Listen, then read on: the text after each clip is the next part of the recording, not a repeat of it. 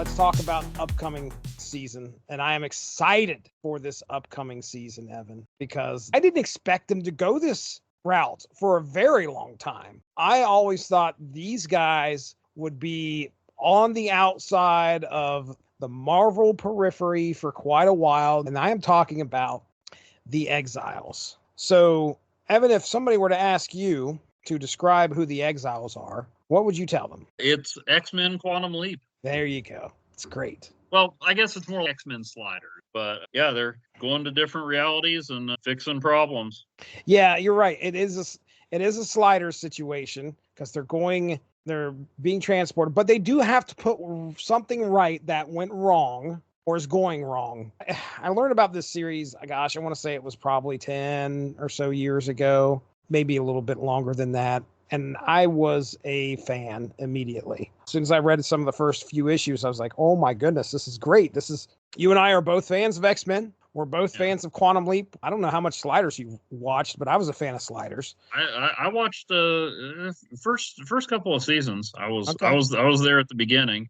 All right. But Jesse, do you know that the Exiles you know and love, that's not the original Exiles? Oh my goodness. Lay it on me here. Tell me what's going on. What do you mean? Well, we have discussed the original Exiles on an episode of Unspoken Issues. Oh, that's one of the last vestiges of the Ultraverse still kicking around in the Marvel Universe, as I understand it. That's true. You got a good point there. The original Exiles didn't last long, and then when Marvel bought Ultraverse, Juggernaut, Reaper, and Sienna Blaze went over and formed the all-new Exiles. Mm-hmm. And then, if memory serves, I didn't look this up, but I think that Exiles pitch by Judd Winnett came in one of those Marvel things where they just had creators throw out all types of crazy ideas. The one that still sticks in my head was Marvel Knights Millennial Visions, where somebody pitched Doctor Strange as Shaft. Oh, gosh. Or Shaft as Doctor Strange. But Exiles came out of there. It was just like take an existing Marvel concept and come up with something. And I think that's how it came out. Okay. All right. Wow. So, well, that's pretty interesting. The season is going to be called A Blink in Time, and it starts tomorrow as far as we're recording right now, May 7th, 2024. So yes, this focuses on the Exiles, a band of reality hopping, I want to say do-gooders, but if you read the books, sometimes their motivation is to just stay alive. They got to try and put something right in order to continue to live because the reality may be destroyed or something along those lines. And they may not be the most, although most of them are, but some of them don't have the best intentions. But yeah, let's start out with our main character, which she is from the Age of Apocalypse universe, if I'm correct. And I'm going to lean on you here, because I know that you, as far as continuity goes, I absolutely defer to you. But Blink, I believe, came from the Age of Apocalypse universe. She's going to be a 5-cost, 6-power card. On reveal, swap the last card you played with a higher cost card from your deck. And this is the card that comes with the season pass. Mm-hmm. So what are your thoughts here on Blink? Well, yeah. Blink is most associated with the Age of Apocalypse. Said she was also on that The Gifted, that Fox X-Men show that was on a few years ago.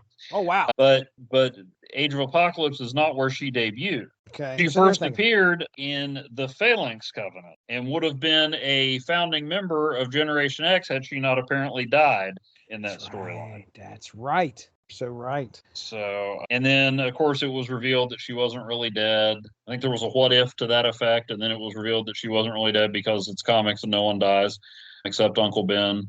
Although he's popped up in so many alternate realities. The last card you played with a higher cost card from your deck, that would definitely be fun. A little bit chaotic. Oh yeah. Seems up your alley. I was thinking maybe in a Shulkanaut deck or maybe in a Hela deck where you're just loading up those 6-cost cards and hoping you get MODOK and Hela to distribute them all. I think that, okay, see if this makes sense. I'm just throwing this out here because it just occurred to me. All right, so all you do is 1s and 6s. Okay. Therefore, the game has no other option than to take your 1 cost and trade it with a 6 cost. Mm-hmm. Oh, right? Yeah, I could see that. I mean, now, do you pair that with Pixie so that if you don't get Blink, you're I don't know. That might be a little Oh, too chaotic. man, oh man, I don't know. My brain would explode. Yeah, you're plopping down a one cost Red Hulk, and then it replaces him with Spider Ham. So maybe Yeah. not. Yeah, that'd Yeah, be rough. that might be a little too risky. Actually, Yeah. I know exactly what you would do in that situation. If you played Pixie, then played Blank, you would play Legion. Yeah, why not? That now things have, I mean, Yeah. and Now it all I makes wouldn't be the one playing it either. It'd be Agatha. Oh yeah, So, yeah, I guess that's probably the best way to actually make use of Blink is to have just nothing but ones and sixes. Try and get her out there, I guess, early, maybe. I don't know. Because well, see, how you gonna get her out there early with a 5 cost? Hey, you're not. I was just sitting here Well, thinking, I mean, you can't. I guess You with Psylocke, maybe. But again, it's Then, ones and but sixes. then you're already into a 2 there. And you want to use this ability as much as you can. Yeah. So I'm thinking Absorbing Man or Wong to try and do it again. Just doing it once, yeah, it might make it a little bit of a difference, but it's not going. I don't know that Wong would help much because I think it would just change that last card again. Oh, you might be right. Yeah. Now. Oh yeah, you're right. You're right. Okay. Now with Absorbing Man. Okay, let's say you play Misty Knight, then you play Blank, and then you get a higher cost card out there. Then you play Absorbing Man, and I think he then would switch Blank. So if you've got another 6 cost card in there, that would work. But okay, it's interesting. But I'll see how effective it is. I remember one of the things that the developer video said. Yes, and believe it or not, I am prepared a little bit by watching how these cards may work. Sometimes I'm not doing that at all. This time I am. Lockjaw. User with Lockjaw. She goes back into the deck, and hopefully you might be able to draw her again. But again, she's 5 cost. So you've got to try and get that cost down or get her out there early. So Lockjaw could bring her out early. That's a good point. But then again, you've got once she's out there, she's out there. You can't do anything with her. I'm trying to figure out ways to get that ability to be used twice, so you can bring out 2 6s in a quick situation. But it almost have to. Well, okay. Here's one. Player with Nico. Okay. Now, I mean, you'd have to get the timing right, but right. Player with Nico, and then you play Nico on the turn with the spell where she makes a copy of the card. Then she copies Blink. Blink replaces her with a higher cost card, and you've got another Blink in your hand. Okay. That's pretty complicated. Well, I wouldn't bank on that being your Blink strategy, but it would be tough. The odds are right now. She seems one that, and maybe it's just because I'm not thinking far enough ahead. She seems like one that would be fun, but I don't know how effective. Right. I think that high cost is kind of what gets you. And I mean, I guess I get it. I get it. I mean, at 5 costs, you're taking a one cost card and you're turning it into potentially a 6, and that's a big deal. But maybe it's a situation where you just have Infinite in your deck, and you got a bunch of ones, or that you're down to your last 5 cost card. I feel like you've got to be able to play her in really specific situations if you want to know what's going to come out. Infinite can come out on turn 6 if you laid down, let's say, a 5 cost card on that last turn, and then you lay out Blink on turn 6 and you get Infinite to replace that last 5 cost card that you got out there. I don't know what that 5 cost card would be. It would be something that I'd want it to be something that's got a good on reveal, and then I have no problem with it going away. It can be a good on reveal and a low power Doc Ock or something, maybe. Yeah, she might also be good, a less specific strategy, but more to get through your deck to play with Jubilee. Okay. Because you play Jubilee, you get another card out of your deck, then you play Blink, and so your 4 cost 1 power card that brought a card out is then replaced by hopefully a 5 or 6 cost. Right, maybe that's a good way to do it.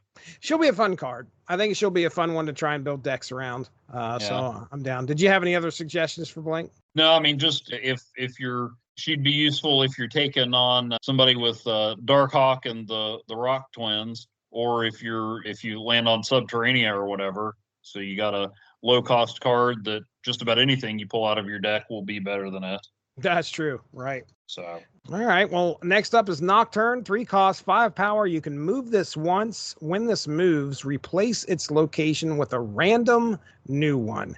And I watched the video on Okay. this one. So she replaces the location of the one you move to, Uh-huh. and that last part, that second sentence, is standalone. So when she moves, Okay. yeah, you can replace that location with a random new one. So if she's moving twice during the game, Ghost Spider, Heimdall, that location is going to change. Well, and I know how much you enjoy chaos, Jesse. So put her in a deck with Hercules. Oh yes. Yeah, man, nobody would know what location is going to happen. It would be she'd pinball around. And now tell us about Nocturne. I mean, much about Nocturne as far as the character? Well, I mean, the power obviously literally combines Scarlet Witch and Nightcrawler.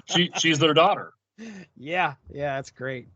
Which I did not know prior to watching the video, so I will tell you that. I knew that she was a member of the Exiles, but I did not know her history. So that's pretty cool. I mean, alternate reality daughter. Right. Yeah, not remember, folks, these are all characters from separate realities from the Marvel 616. When you watch the video, which I thought was really interesting, they definitely stuck with the Prime Exiles in the video itself, because one of the people that's falling through whatever time thing or whatever that the Exiles are coming through in the animation of the video, one of them is Sabretooth. Mhm. And he's absolutely not a card that's going to be released because he's already out there. So you guarantee there's going to be a Exiles variant of the good Sabretooth from the Exiles, which I'm down That's for good, that. because I just finished reading the second issue of the current Sabretooth War storyline in Wolverine, which makes me never want to read another Sabretooth comic again. That bad, huh? They billed it on the cover of the first issue as the most violent Wolverine story ever. Okay. Old Man Logan exists, and Yeah, I they was gonna billed it say as the most violent Wolverine story. wow. I've read 42 issues of it, Jesse. I want to finish it off, but they're making it really tough. Really tough. Oh man.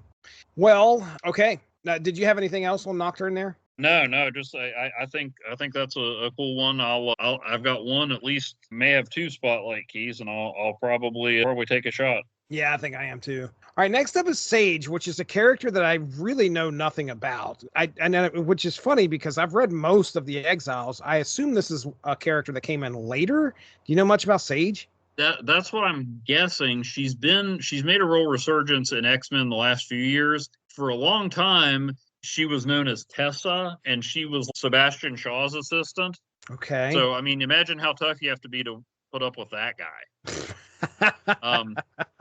Like, oh, so you're like Benjamin Franklin if he didn't wear shirts a lot. Okay. But it turns out she was working undercover for Professor X all those years. And before you can just brush it off as a late ridiculous retcon, I'm pretty sure Chris Claremont introduced her and he revealed that when she came back. So then she started going by Sage. She's got like a computer brain.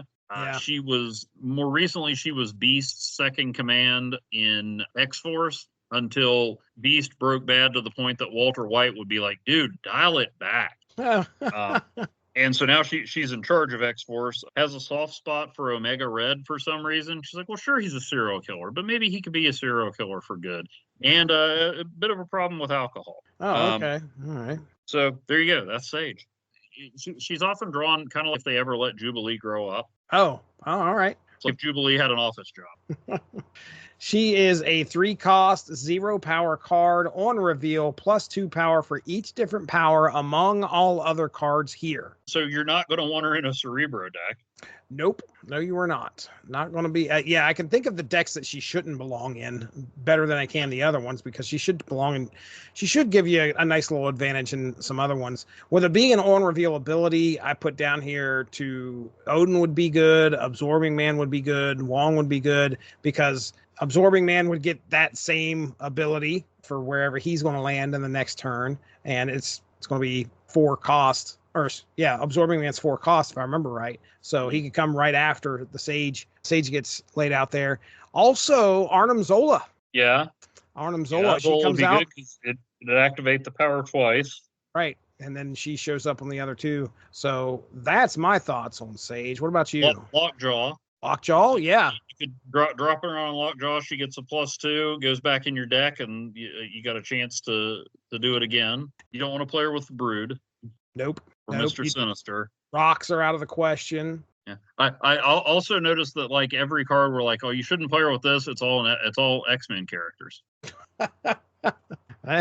Fair point.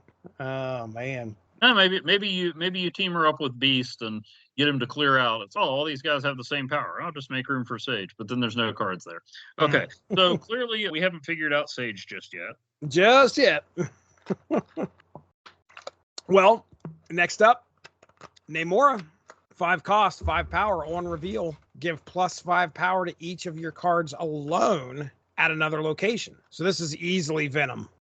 Would you agree? I mean, because Venom, when I say that, I mean, Venom is definitely a person that's going to go well with Namora. Where, because at the end, you want one card that's alone at each of the other locations, and she gives them +5 power. That's nice. What are you thinking? You'd need a turn 7 or some bonuses, but you'd play Venom in the middle, then Arnim Zola. So you got a Venom on each side, and then you drop Namora in there with Arnim Zola. Oh, yeah.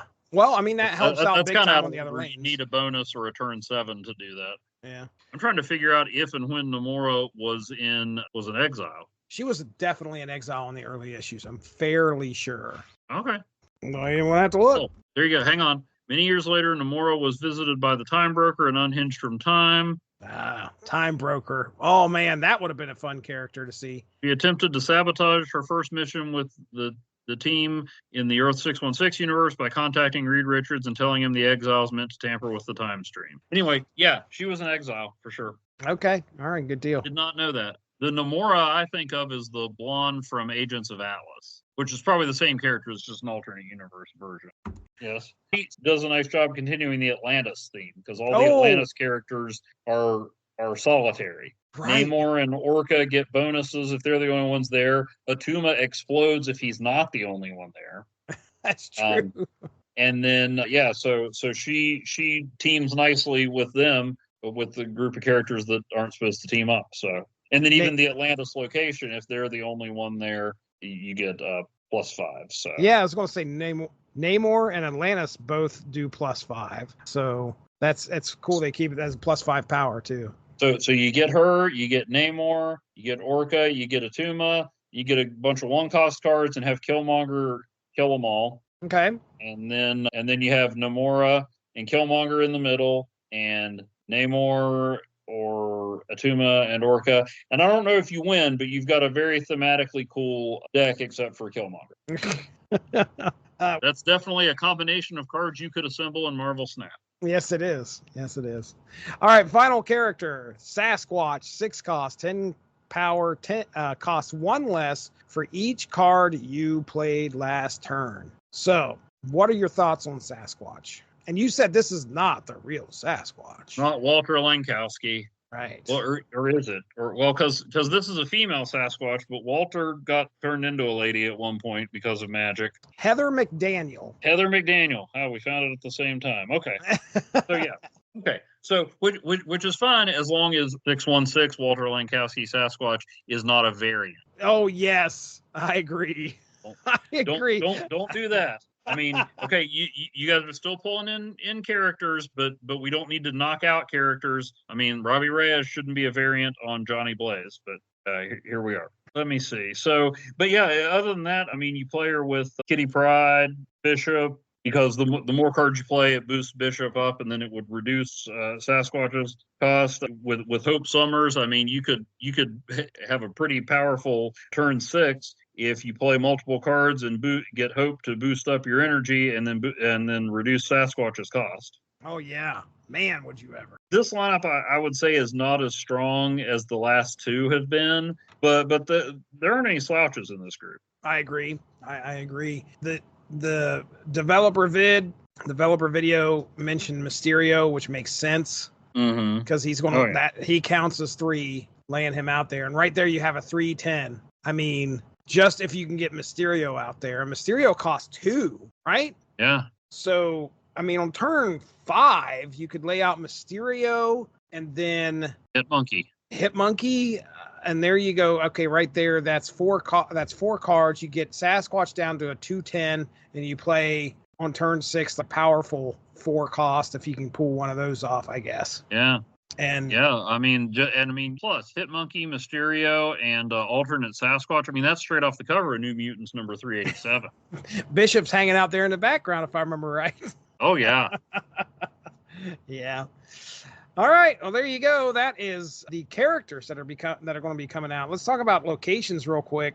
2 locations, and I will tell you, chaos will reign yet again. Our first location. I bet you're going to try Legion on both of these. So can you believe it? Actually, my notes for the second one are bringing back my baby. But Panopticon is our first location. Cards that didn't start in your deck get +2 power here. That's a great theme for this season, that's for sure.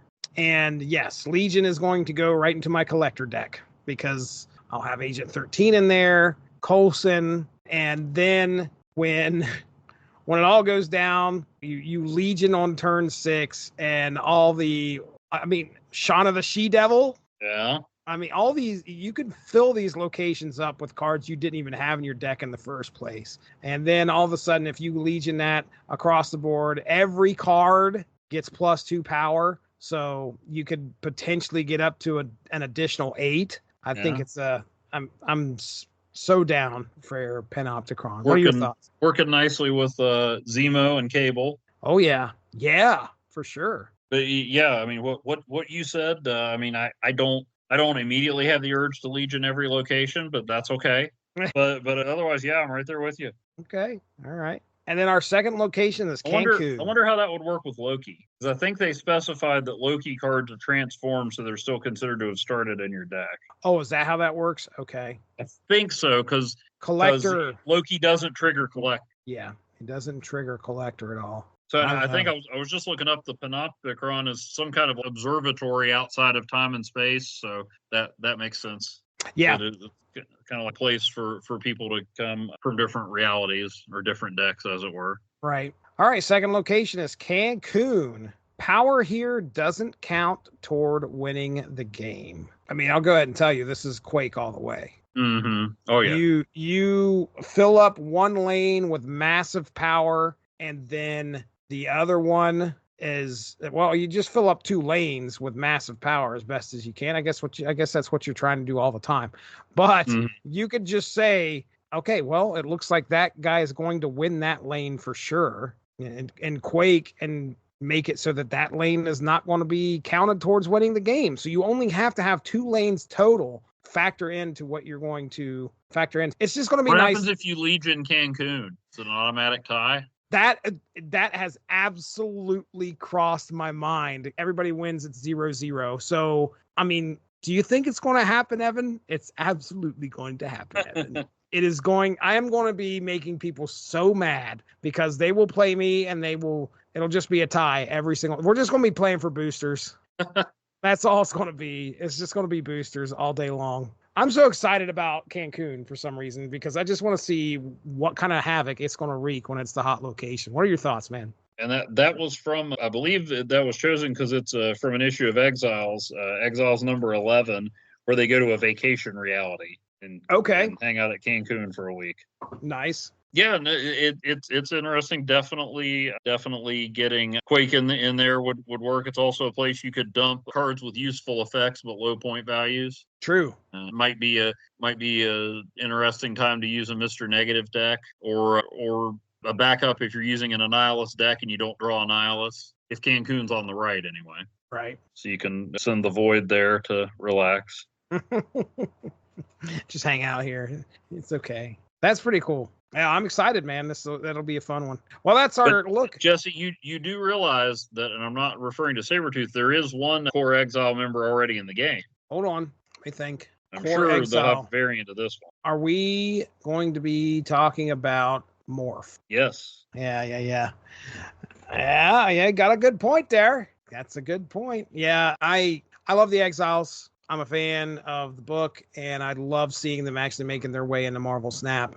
And I mean, This season is made for variants. Why are we not? Is there an Age of Apocalypse variants out there? There is not. I'm trying to think. I'm sure I mean, at some point there will be an Age of Apocalypse season. So they may be holding on to that. But this should be the season for crazy variants, which, I mean, if we had the time, we could look and see what the variants are and what they have planned for this season. I hope that they really do some crazy reality hopping stuff with this season. I'd be down for a lot of the variants if that's the case, just to see what they come up with. But the real question is, you've got Exiles this season, you've got Eternals next season. Are we just going alphabetically now?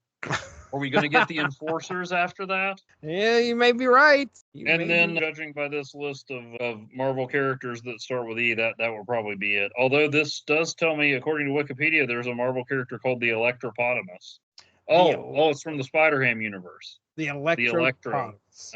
Electropotamus. Okay, that's nice. There is I'm saving this for the top 5. As a matter of fact, put a pin in this, because if I say anything else, it's going to give away something in my top 5. Okay, so I've skirted that line too. So put a pin in it. Thanks a lot for joining us. Make sure to tune in tomorrow for the next installment of Snap Material.